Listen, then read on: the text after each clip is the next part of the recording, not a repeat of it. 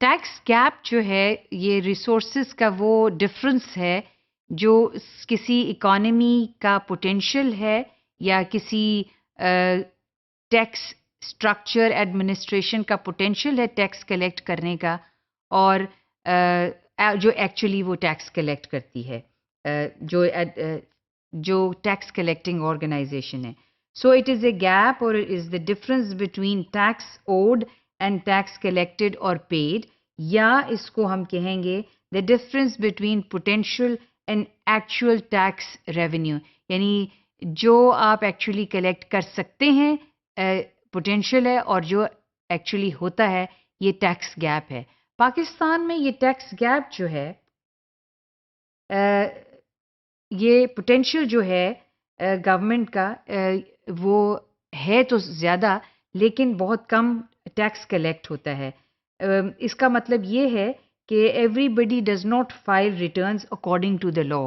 یہ tax gap کی ایک وجہ یہ ہے کہ ہر ایک، خاص طور پہ جو ڈائریکٹ ٹیکسز ہیں اس میں اور ایون انڈائریکٹ ٹیکسز میں جو ہیں وہ لوگ اپنے ریٹرنز فائل نہیں کرتے، یا انڈر انوائسنگ کرتے ہیں، ٹیکس ایویژن اور ٹیکس اوائڈنس ہے، اور یہ اس طرح کی چیزیں ہیں. سو اس لیے آپ کے جو ایکچولی ٹیکسز کلیکٹ ہوتے ہیں وہ کم ہوتے ہیں جتنے کہ آپ کے پوٹینشیل ہے اکانومی میں.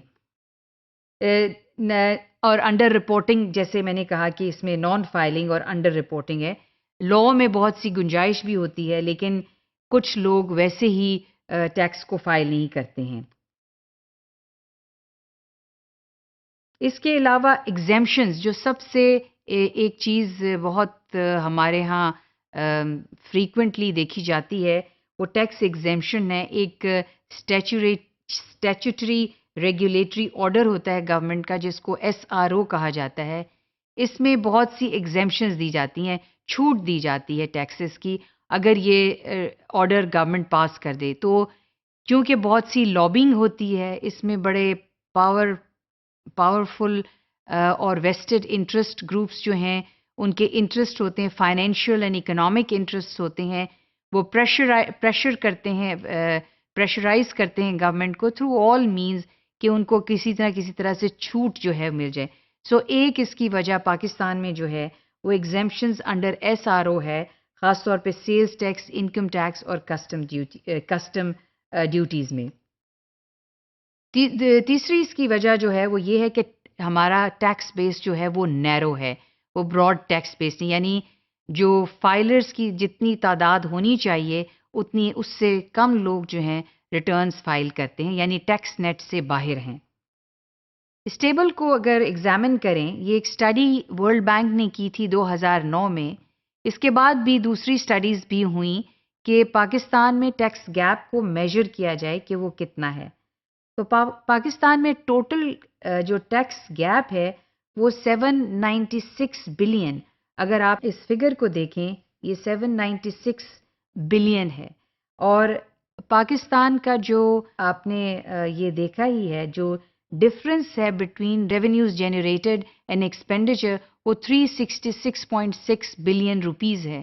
تو اگر یہ گیپ جو ہے اس کو آپ ریڈیوس کر لیں، میں یہ نہیں کہہ رہی کہ پورا 100% ہے، لیکن اگر آپ اس کو ریڈیوس بھی کر لیں تو وہ جو IMF سے یا ورلڈ بینک سے بورو کرتے ہیں، وہ خاص طور پہ IMF سے جو بوروئنگ ہے وہ ہماری لینڈنگ جو ہے انڈر اسٹرکچرل ایڈجسٹمنٹ پروگرام اور ایکسٹینڈڈ فنڈ فیسلٹی جو ہے، یہ ہم اس سے کافی حد تک بلکہ بالکل جو ہے نجات مل سکتی ہے.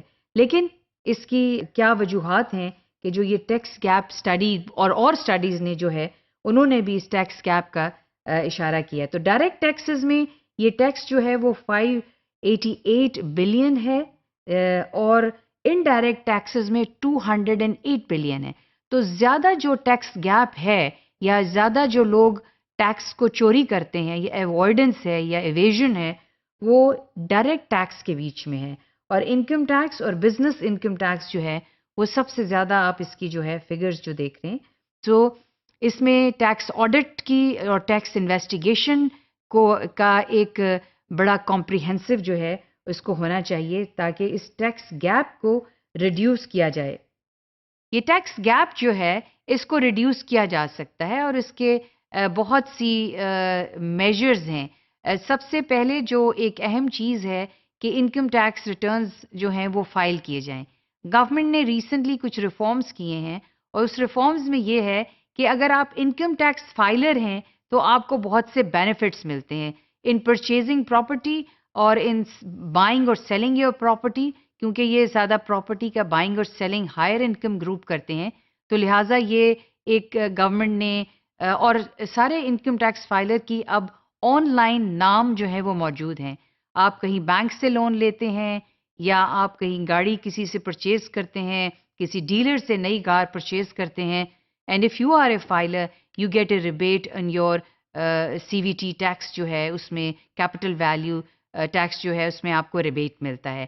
تو اس سے ایک انسینٹیوز کریٹ کیے کہ ایٹ لیسٹ لوگ جو ہیں انکم ٹیکس ریٹرنز جو ہیں وہ فائل کریں، اور جیسے وہ ایک دفعہ فائل کریں گے اور وہ ایک ٹیکس بیس جو ہے وہ براڈ ہوگا اور یہ ٹیکس گیپ جو ہے وہ ریڈیوس ہوگا.